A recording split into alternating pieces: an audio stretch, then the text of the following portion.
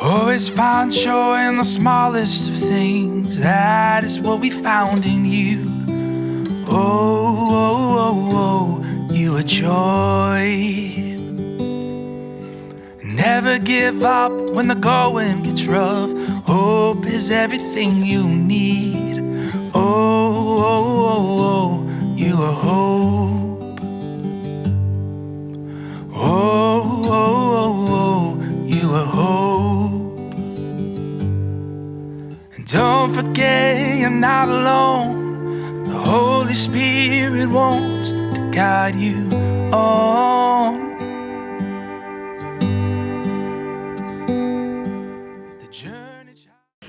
Hi, my name is Angela Ficken. I'm a psychotherapist in Boston, Massachusetts, and I'm also an online educator. And today I'm here to talk to you about cognitive behavioral therapy. What is it? How do you use it? And why is it so helpful? It's a gold standard therapy modality for treating stress and anxiety, which is what I specialize in. But before I deep dive into cognitive behavioral therapy, let me tell you a little bit about me and how I got here. So my background is in training in clinical social work, and I've worked at McLean Hospital, which is in Belmont, Massachusetts, and one of the leading psychiatric hospitals in the country. I've worked at Harvard University as a primary therapist to undergrad and graduate students, and for more than a decade I've had a private practice. And on top of that, I've created an online brand called Progress Wellness, where people can access the skills that I teach in my one-on-one sessions in a way where they don't have to see me in Boston. So no matter where you are, you can gain access to the skills I teach in my one-on-one sessions through stress management courses, COVID coping kits, stress buster guides. My goal is to really reach as many people as I can and teach the skills and strategies I do with my one-on-one clients, because these strategies work. If you're stressed and anxious, you don't have to be. There are skills that can be life-changing and empowering to help you feel better. And one of them is cognitive behavioral therapy. And that is one of my areas that I specialize in, and I'm trained and certified. So let's talk about cognitive behavioral therapy and why it's so important. Cognitive behavioral therapy, CBT, essentially says, just because you think or believe something doesn't mean that it's true. But when something feels true, how do you know it's not true? Cognitive therapy says that our thoughts affect our mood influences our behavior increases those thoughts, and our thoughts increase our emotions, and around and around and around we go in this cycle. So if you're experiencing stress or anxiety and you're having stressful, anxious thoughts, your mood is going to be more likely stressed and anxious, and your behavior is going to be reactive to your mood. You're more likely to either maybe withdraw and avoid because you're stressed or anxious, or you're more likely to become more irritable at other people and act it outwardly. And by doing that, you ignite more stressful, anxious thoughts. So that's how the cycle goes. And when we have stressful, anxious thoughts, for example, it doesn't necessarily mean that we're thinking clearly or in reality. But because those thoughts are so powerful and can evoke such a powerful, visceral, kind of physical response, we're more likely to pay attention to them. So for example, say we're in a dark alley alone, right? Why would we be, but work with me on this. So you're in a dark alley and it's just you, a dumpster, and a couple of rats. But intuitively, you know that there's potential danger. And your brain says a message to you, I shouldn't be here, this isn't good, we need to get out of here. And your body has a physical response to that thought. Maybe there's a pit in your stomach, your heart's racing, dry mouth, your eyes are darting here and there, and you're feeling really tense. All of this physical reaction is connected to the thought of potential danger. So your legs carry you out to the well-lit sidewalk. So thank you very much, stress and anxiety, for saving your life and protecting you from danger. So this is an example of when an intensive thought evokes a significant emotional response, a physical response, those messages connect, the brain and body message connect, and paint an accurate picture of what is. What happens when we introduce stress and anxiety, depression, anger, any hot, challenging emotion into our lives, and it lingers, it stays there, we're in it long enough. What happens is these wires start to misfire. So our thoughts start to evoke very strong emotional responses, and we feel like they connect, but they're not feeding us accurate information. You might feel like you're in a dark alley, but you're not. And cognitive behavioral therapy teaches you how to know the difference. How do you know when you're really in danger and you need to get out versus when are you thinking in a distorted way because you're feeling depressed, angry, stressed, anxious. And because of that, we're feeling bad. And because you're feeling bad, your brain then says, well, I've got to believe this. This must mean something, like I'm in a dark alley. So cognitive therapy is so important because it really helps reframe those thoughts. You don't have to stay in that negative frame of mind. Imagine there's a mountain between you and me. And the mountain is the trigger. It's the situation that's causing you some angst. And your viewpoint is from the stressed, anxious view. CBT teaches you how to come around the mountain and see the same situation from a different perspective. We can't change the trigger. We cannot change what happened. But through cognitive behavioral therapy, we can change how you think about it in a more realistic way, where it's not saturated in stress or anxiety, but through clarity and logic and reality testing, you can say, oh, I can see how I am feeling anxious, but I can also see these other perspectives. And when you do that, you start to challenge your negative thoughts.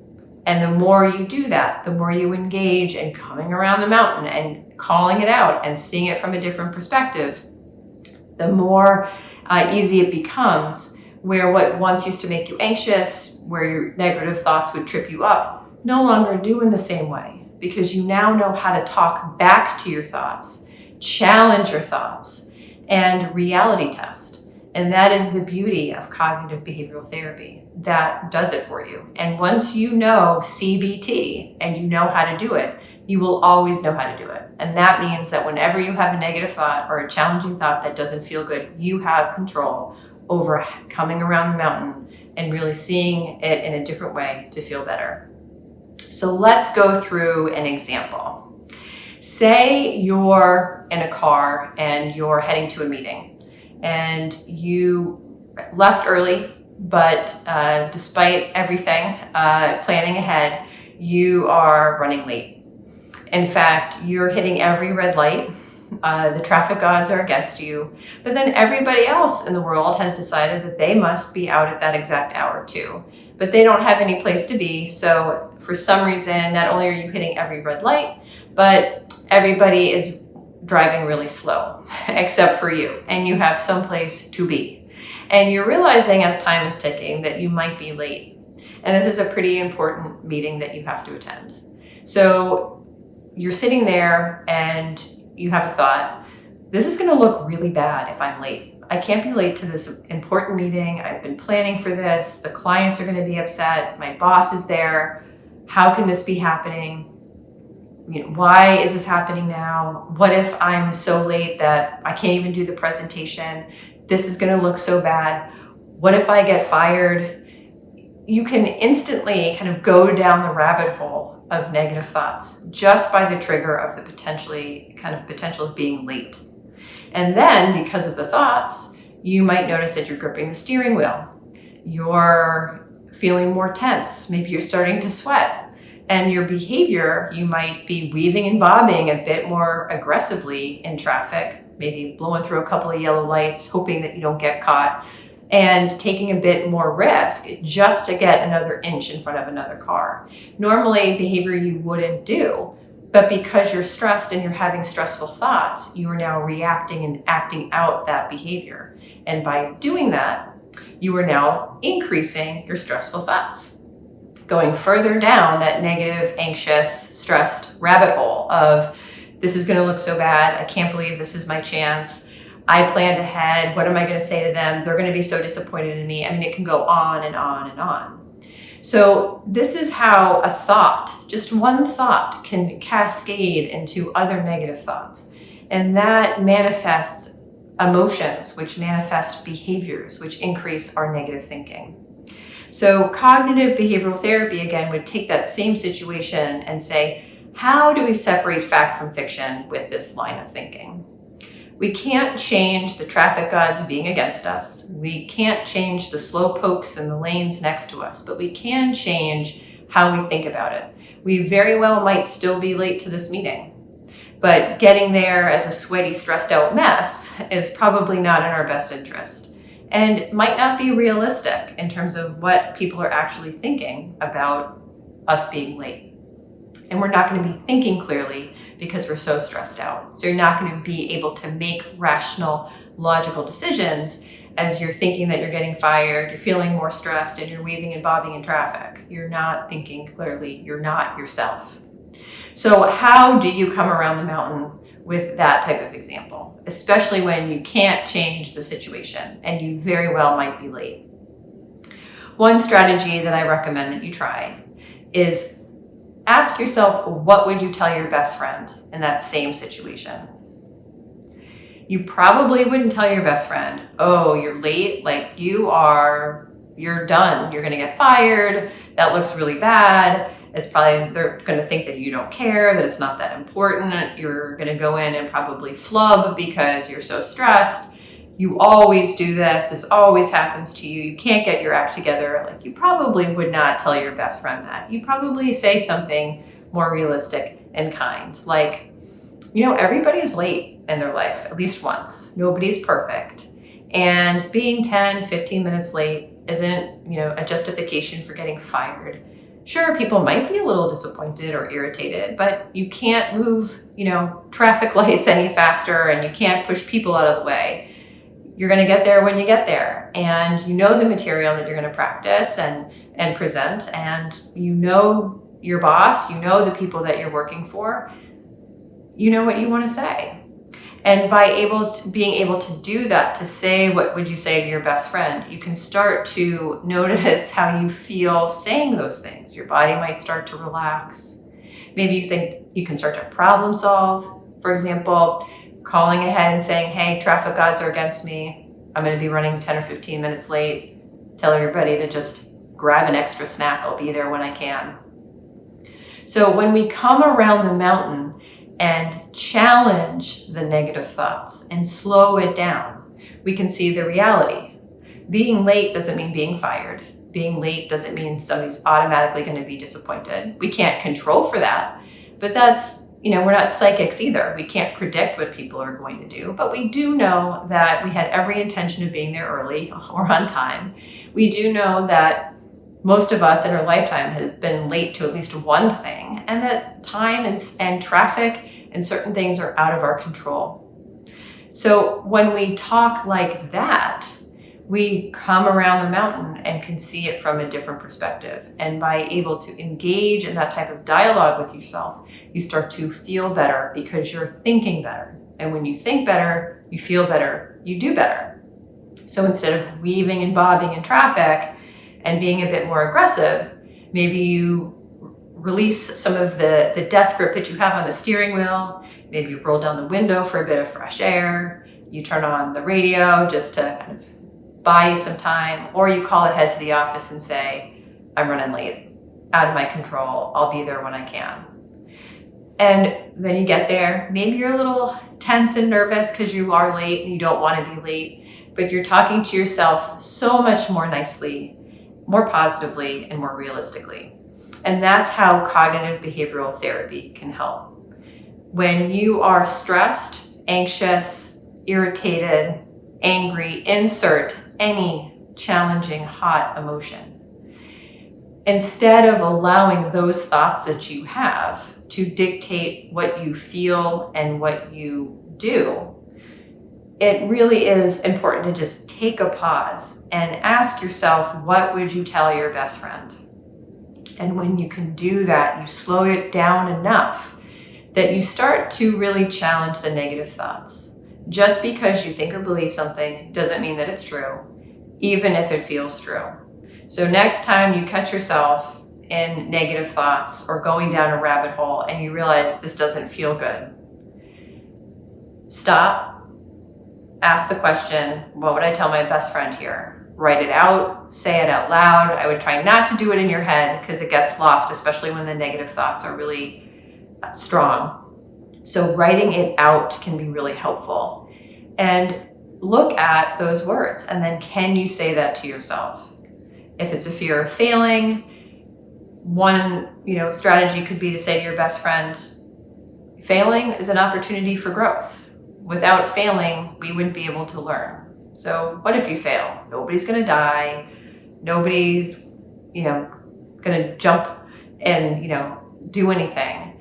The idea is that when you have the skills to really challenge how you think and feel, you have the power to feel better. And that's why cognitive behavioral therapy is so important and so special in treating stress and anxiety.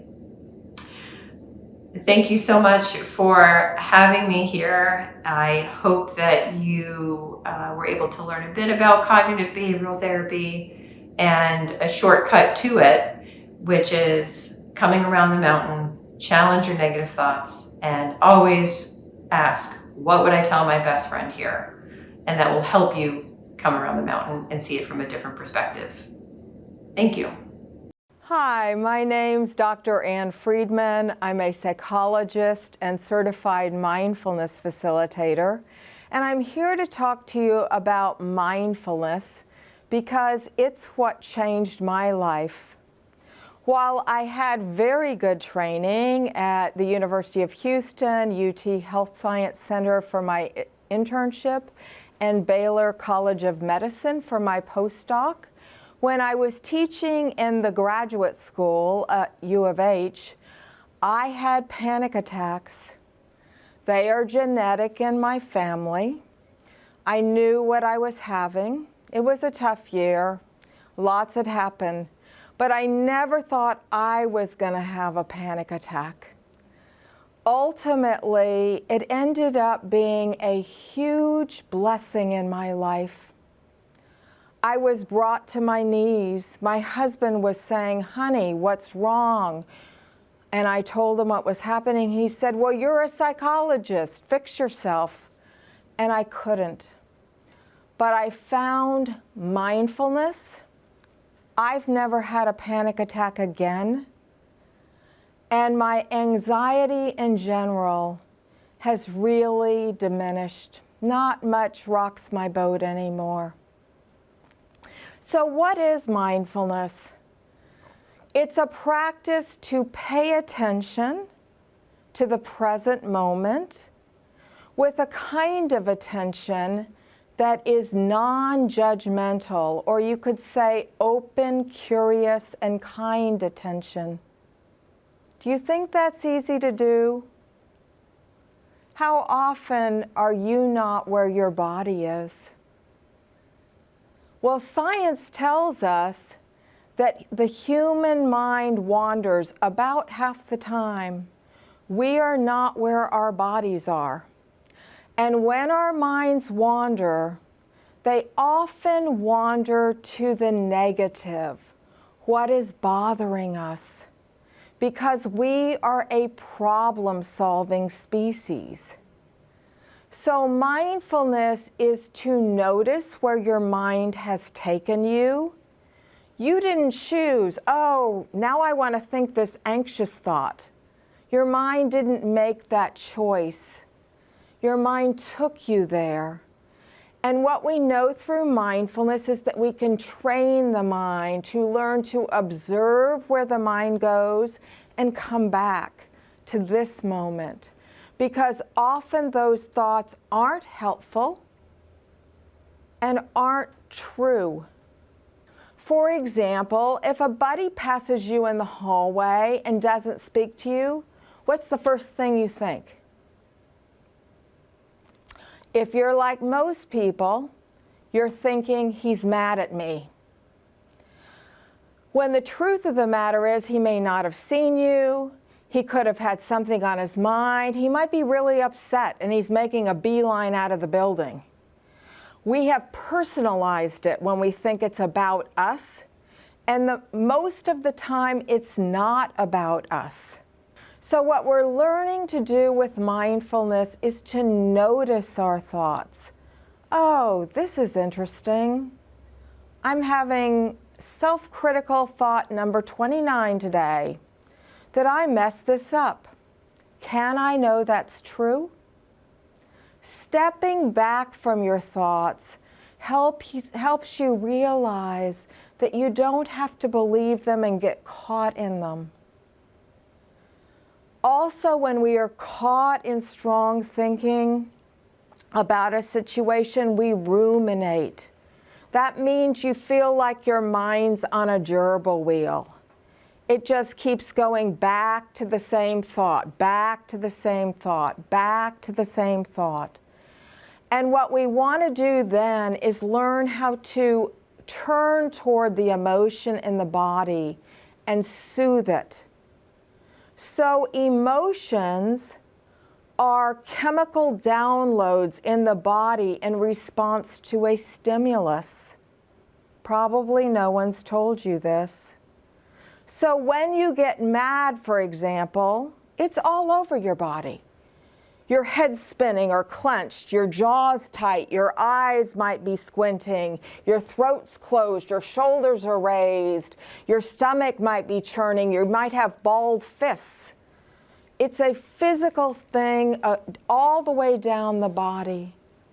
And with mindfulness, we're learning that we can soothe our bodies, learn how to breathe with emotions, and speak to ourselves like we would a good friend.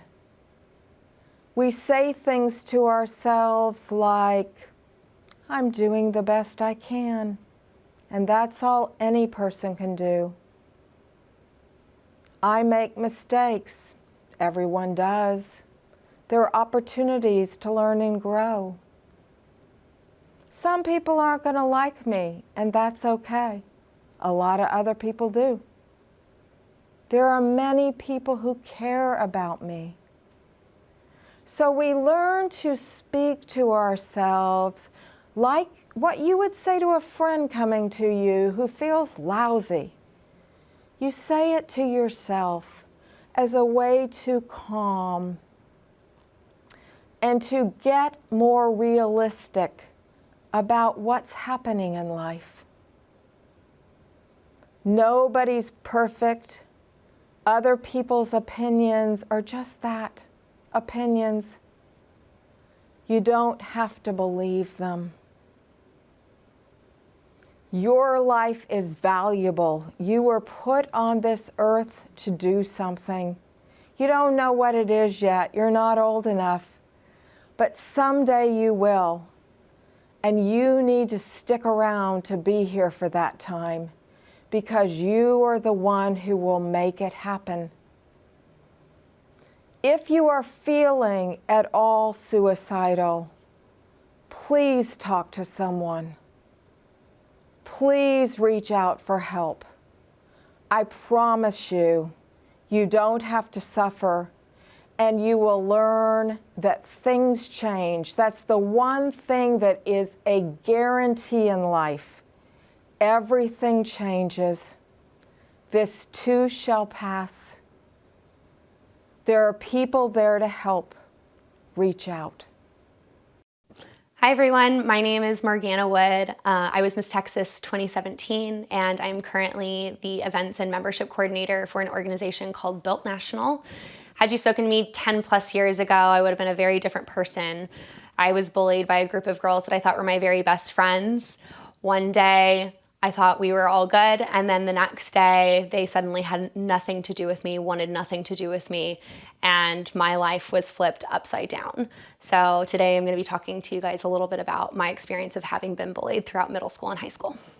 So I am currently 26 years old, but I remember this day as if it happened yesterday. I remember I was in middle school, probably 6th or 7th grade, and I was sick and I had to make up a test. And so during lunch, I had arrived late and I walked up to the table that I always sat at with the girls that I always sat with.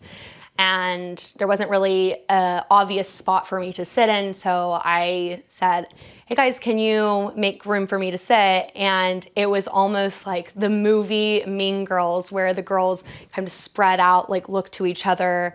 And the queen bee, she said, sorry, you can't sit with us. Like actually as if Gretchen Wiener was there saying, you can't sit with us.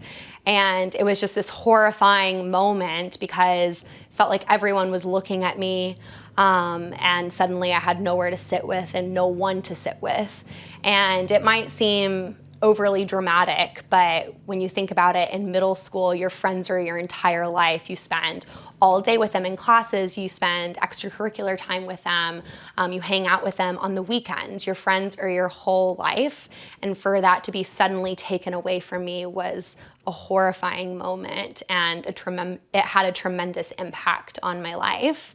And it ultimately led to this downward spiral of me spending so much of my time and energy and effort trying to get back into their good graces to gain a better understanding of why this was happening to me. It was a very confusing time in my life. It impacted every aspect of my life, how I felt about myself, my relationships with other people, impacted my grades, it impacted how I felt and what I wanted to do, my level of energy. You wouldn't think that all of these things would be impacted the way that they were, but it felt as though what was centering me to this world, I no longer had an attachment to. And so it was a very dark time in my life.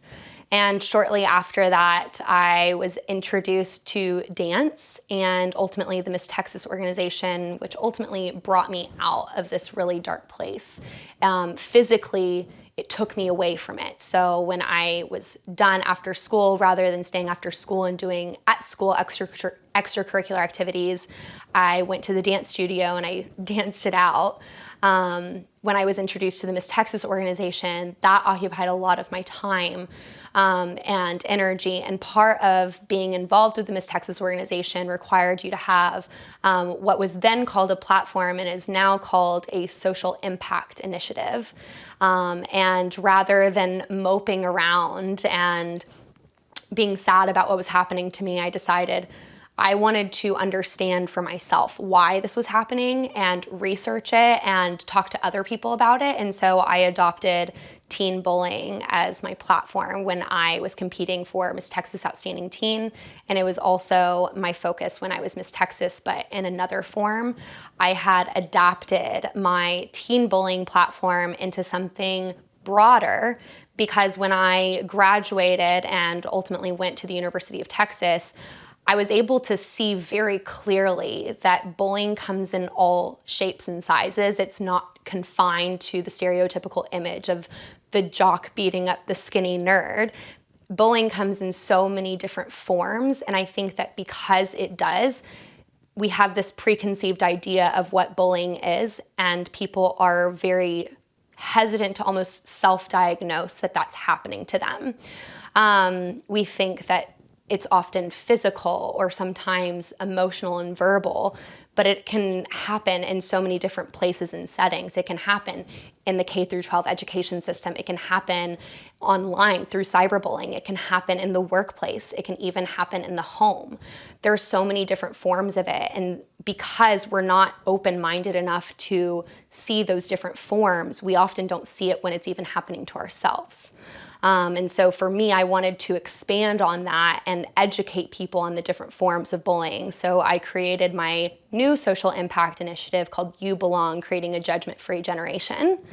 And it focused on, promoting respect and appreciation for other people's differences. Even though you may not agree with someone, you can still respect someone's opinion. I remember when I was being bullied, it was obviously a really confusing time in my life. I kind of mentioned it earlier, but the things that I realized were happening to me predominantly verbal harassment, intimidation, exclusion, because I didn't recognize those as characteristics of teen bullying, because I'd never witnessed it in person myself because it was happening to me. Even when things even got physical with my bullies, I still didn't understand it, and I was just so confused, and it put me in a very dark place. I was depressed. Again, it impacted so many different aspects of my life, and ultimately, my parents sat me down on this couch, actually. My parents sat me down one night on this couch and said, Margana, you are not the person that we raised. You're not the daughter that we raised. We don't even recognize this side of you. What is happening? I don't think I would have come forward and told them that this is what was happening if they had not asked. I was very insecure about these things, and it took them actually pulling it out of me. It was like pulling teeth for them to get me to actually say what was happening. And it wasn't until that night that things actually started to turn around. And so, when I was Miss Texas going into schools, the biggest thing that I would focus on is communication. Tell someone, tell an adult.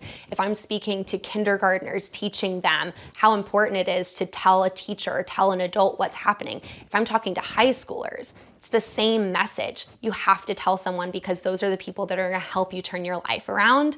That was certainly the case for me. And it's often a feeling as though I can handle this on my own, so I don't want to burden anyone else.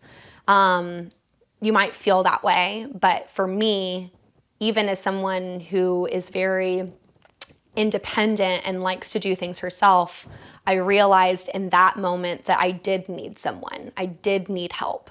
And even the next day, we met with my counselors, we met with my teachers, and we brainstormed ideas on ways that we could overcome what was happening to me. We changed my school schedule so that I had no classes with the girls that were bullying me. Ultimately, I did quit some extracurricular activities, but I had other things in my life that were being positive forces of energy for me, that were taking me away from those sources of darkness. Dance and the Miss Texas organization. It allowed me to speak with many different peoples of all different backgrounds and have their own personal stories. That helped me overcome it. And so talking about it and communicating was a really great way for me to cope with what was happening. It was a source of healing for me. Unfortunately, these are things that I live with every single day of my life, but they're also great sources. They're also great reminders of all of the things that I've overcome and accomplished since that time in my life. I feel like because of the negative time in my life, I feel like a much stronger person. I feel like a much more confident woman. And I can look back 10 years, 10 plus years even, thinking about all of the wonderful things that I've been able to do because of that experience. Had I not been bullied, I probably would not have gotten involved in the Miss Texas organization. Had I not gotten involved in the Miss Texas organization, I would have not been the recipient of nearly $75,000 in scholarship assistance. Had I not received that scholarship assistance, I wouldn't have had the opportunity to move overseas, pursue my master's in London. Had I not done that, I wouldn't have had the opportunity to move to DC and start my career in the events industry. And had that not happened, I wouldn't be living in Austin, Texas, where I do now, doing a job that I absolutely love and the happiest version of myself. This is exactly what I want everyone else to realize, is that even though it might seem hard and absolutely impossible now, there's so much further down the line that you can accomplish because of those negative experiences. But you just have to have the strength to overcome it. I started my career as a social worker, and I think that my main goal was trying to find ways to alleviate suffering in the world. I was realizing that people were struggling and a lot of our interventions weren't effective to the extent that I felt was possible. In my social work career, I had specialized in the treatment of trauma-related disorders, and in that process, I had learned that trauma tends to have significant impacts on the brain. And what I was realizing is that a lot of our interventions were not actually getting to those roots. They were focusing on cognitive strategies and things that were really depending on this frontal part of our brain to be functioning properly. And so as a social worker and a psychotherapist, I was incorporating all the skills that I had learned in my schooling and in my practice and doing the very best that I could for the trauma treatment. So I felt like there had to be more. I felt like there were more things that we could do to really get to the issue, help people truly heal. And in that process, I started to do some research into the brain. I realized that trauma tends to have significant impacts on the brain and can even create physical damage over time. So I realized that a lot of our interventions were not actually getting to the root in the brain. We were addressing the cognitive piece and the emotional piece, which are both incredibly important. But if you don't get to the root in the brain, then the symptoms can continue even despite all of that other work. About 5% of our brain is available to our conscious awareness, and about 95% is subconscious. And oftentimes with a history of trauma, that subconscious brain tends to override that 5% of our conscious brain.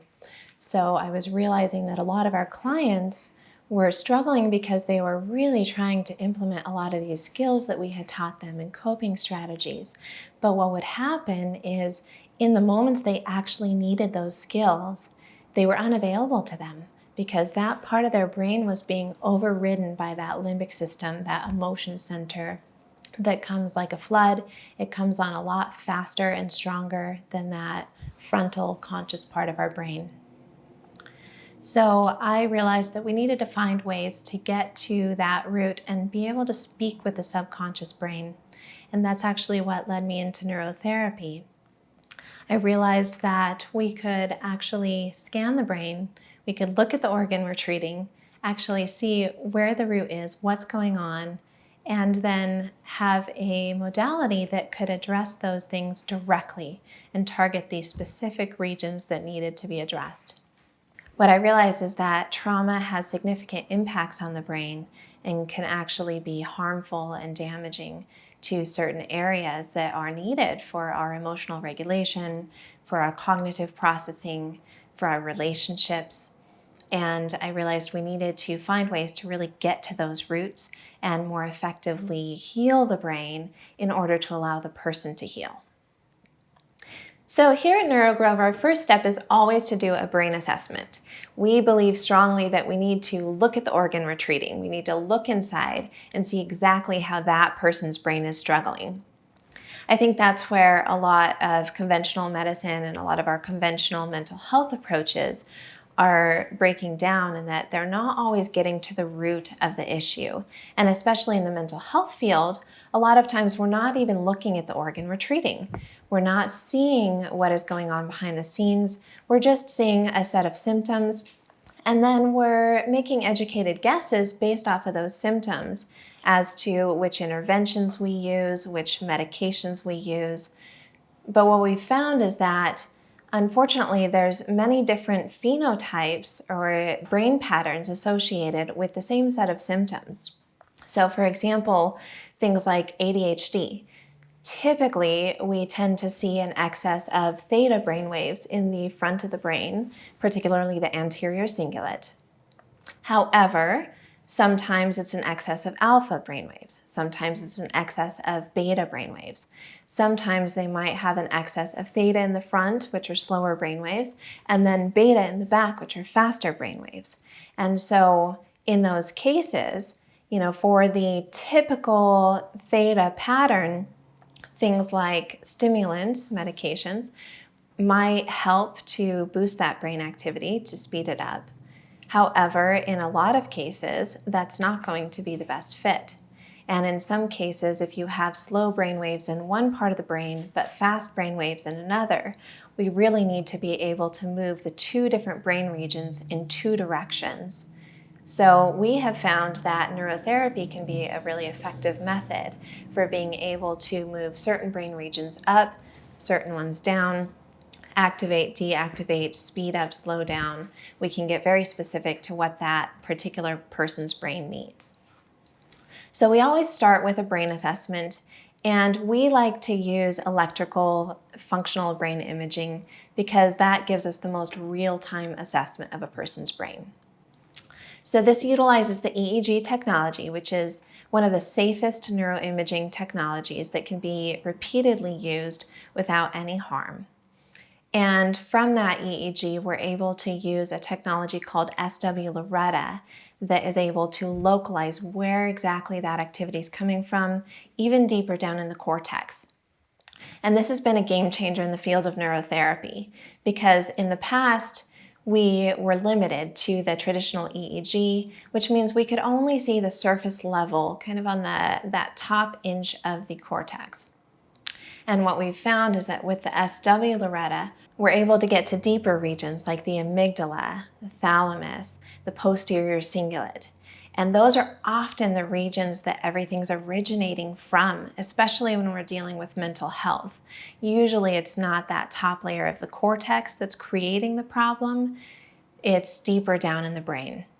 So we utilize SW Loretta 3D functional imaging, and with that technology, we're able to see exactly where the activity is in the brain, where it's stemming from, even deeper down. And then we're able to target those regions directly with the neurotherapy. One of the other benefits of the SW Loretta technology is we're actually able to look at connectivity between regions.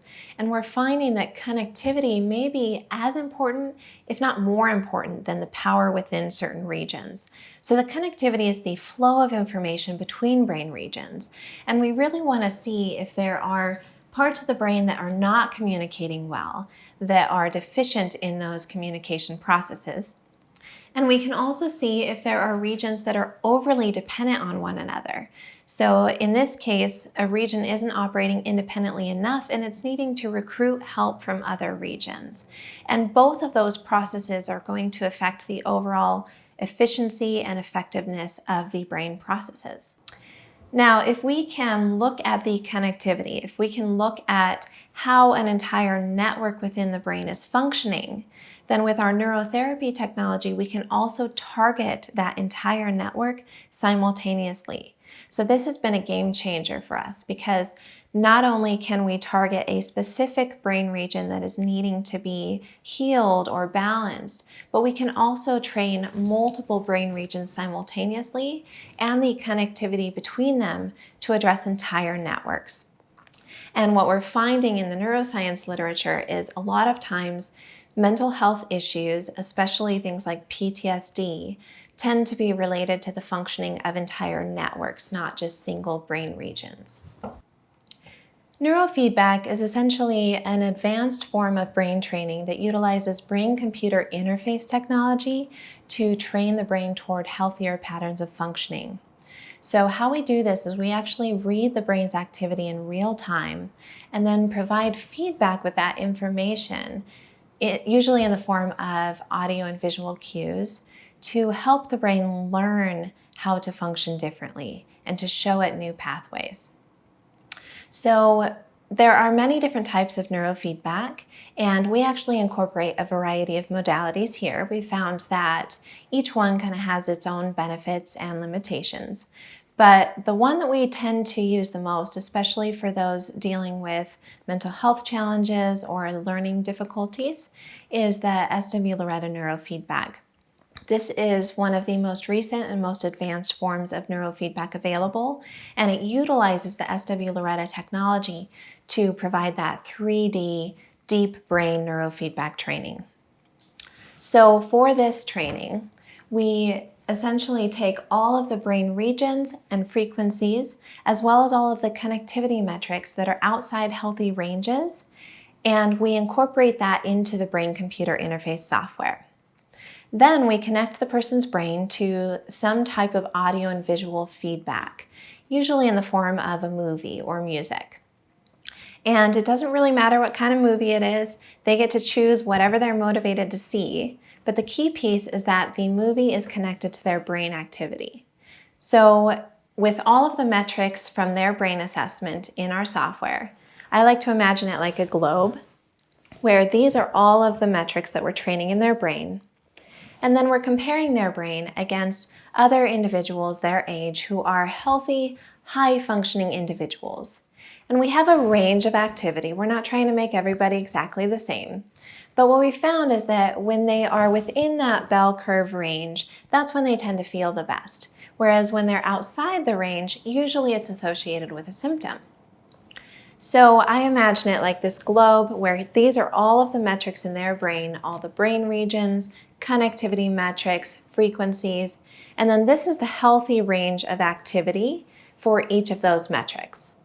So if their brain is starting here, we set a threshold in the software saying, okay, we want all of these brain metrics to come one step closer to that healthy range.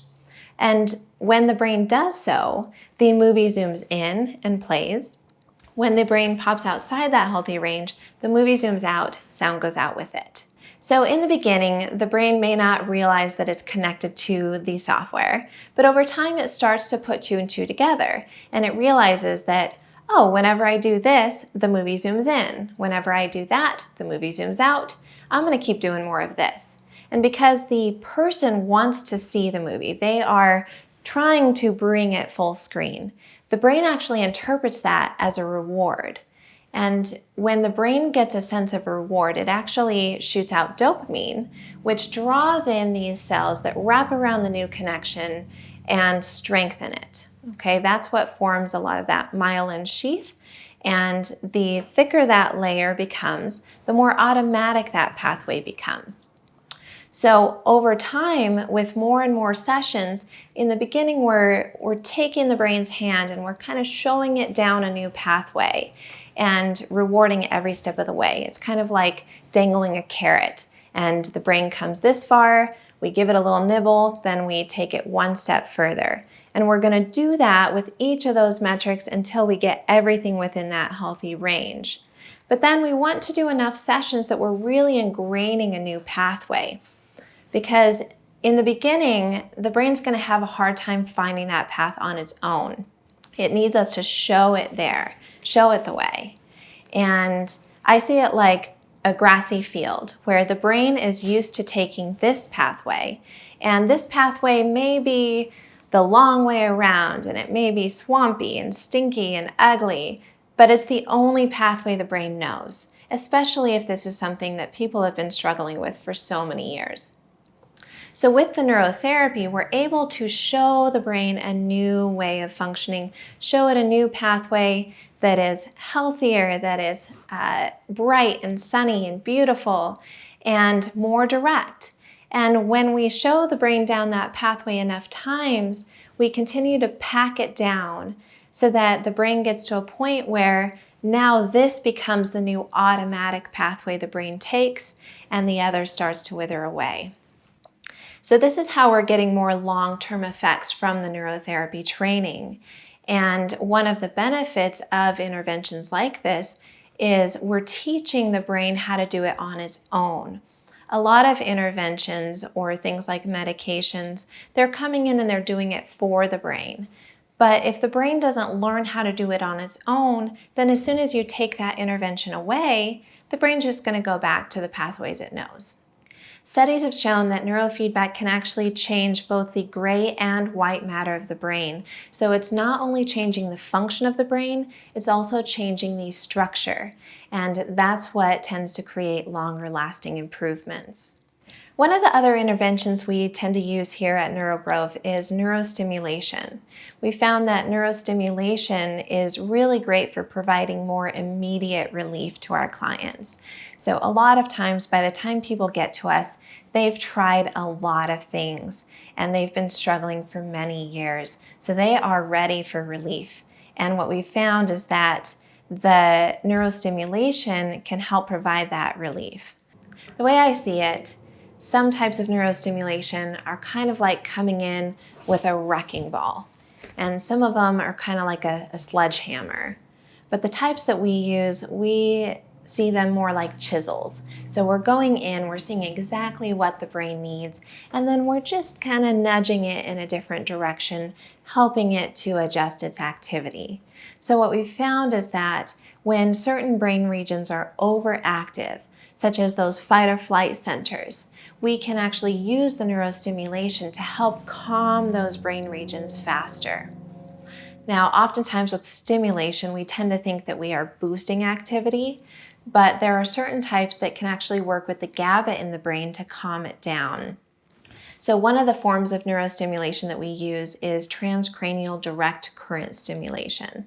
And with that, we have two electrodes. One of them is the cathode, which is inhibiting, and one is the anode, which is activating. So in cases such as PTSD, we oftentimes will see that the limbic system, the emotion centers of the brain, are overactive, whereas the prefrontal regions, the parts of the brain that are needed for our emotional regulation and a lot of our higher level cognitive processes like thinking, decision-making, planning, those regions tend to be underactive. So with the direct current stimulation, we can actually essentially flip the two, where we're calming down the overactive regions and boosting up the underactive regions. And we can do that more quickly and effectively with the neurostimulation. We also do another type of neurostimulation called transcranial alternating current stimulation, and that one's really beneficial for putting in certain frequencies that might be deficient in the brain. So for example, we might see that a person has a deficiency of alpha brainwaves in the back of their brain.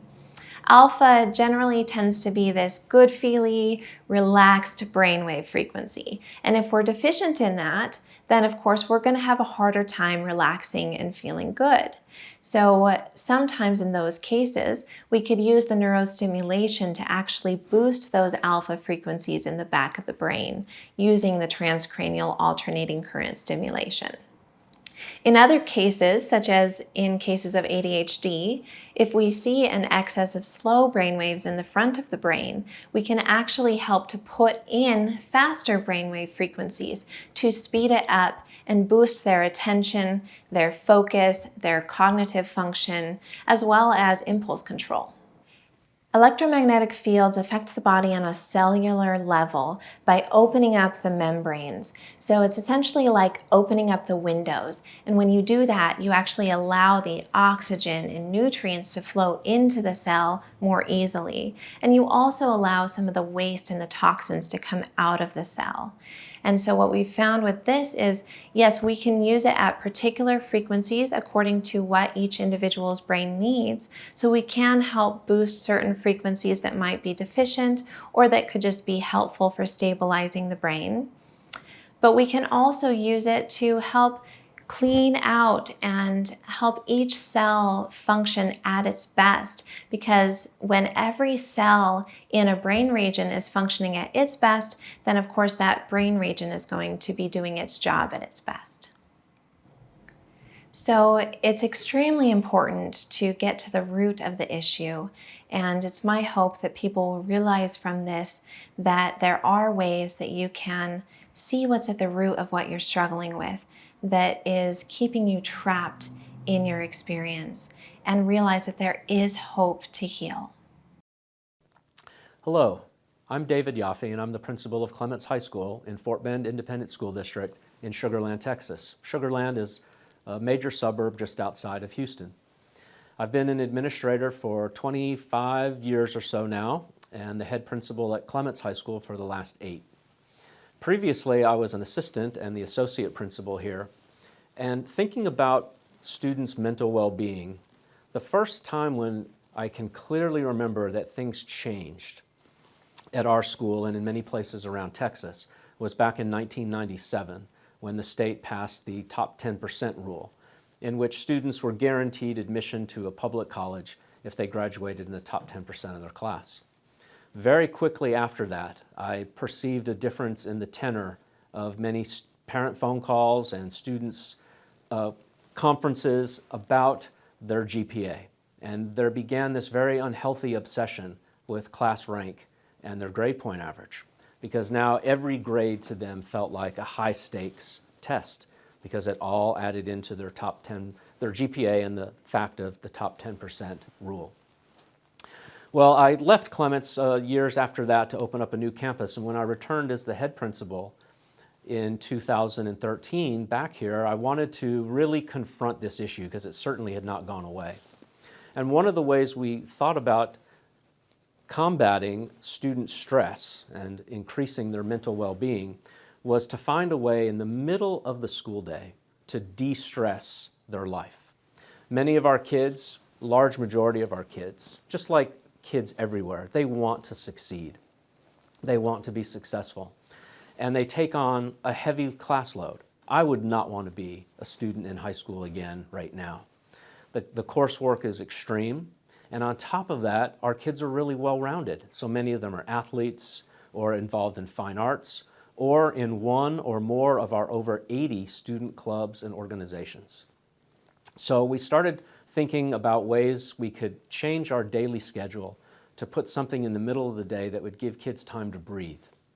And that led us to an extended lunch period. After literally a year or two of talking, planning, listening to some staff members from other schools that had started this, we went ahead and we implemented 2 extended lunch periods that lasted 50 minutes each, 5-0, which was a completely different experience for kids who were used to a very rigid 30-minute lunch that in fact was not even 30 minutes because that was bell to bell. They still had to get from their class and back to class, so really about a 25-minute lunch. It's not healthy and doesn't give them much time to do anything but eat. So the extended lunch period was a big hit from the very beginning. After 2 years of doing that, we went all the way to having only a single lunch period for the entire school. All 2,500 students and 200 plus staff members all had lunch at the same time. A 55-minute bell-to-bell lunchtime. No instruction going on during that time, no organized athletic practices, no class instruction of any type. At first it was rocky, as we knew it would be a little bit. This was a completely different level of independence that our students were going to have, and also a higher level of programming that we needed to implement completely on a volunteer basis by many of our staff members. But we had done a lot of planning ahead of time, and the program grew as the year went by. There were bumps. We had to start and stop it 2 times to make some tweaks to get more input from staff members and students. But when we hit a sweet spot in early February of last school year, we really had things going well. Here's just some examples of things that our kids were able to do during this lunchtime. First, I have to start with what was going on in our library. Our library had been physically remodeled and also conceptually remodeled by a new librarian who came on board who fully adapted to and adopted this concept of one extended lunch. Students could eat in the library, unheard of in most high school libraries, but they could eat in part of our library that had hard flooring that was easy to clean in case of an accident or a spill. And then she opened up the library to a student committee. So through the interaction of kids and some faculty leaders, we built a production space in the library where kids had access to, without any charge, 3D printing, animation software, a video room where they had green screen access and could create projects for their school or personal use, as well as a video sound room that the kids built themselves and were able to access. Again, all student-run and student-led. There were many other things in there, even simple things like a button machine, a sewing machine. We had kids who taught other kids how to sew. Just something you'd never even think about that high school kids would be interested in, but many were.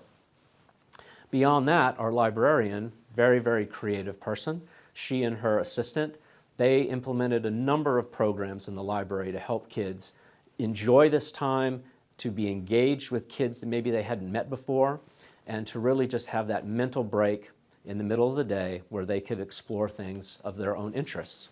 So she would host different events such as open mic on Fridays. Kids would bring their guitars and play music. They'd have their 10 minutes on the mic and they would entertain their peers.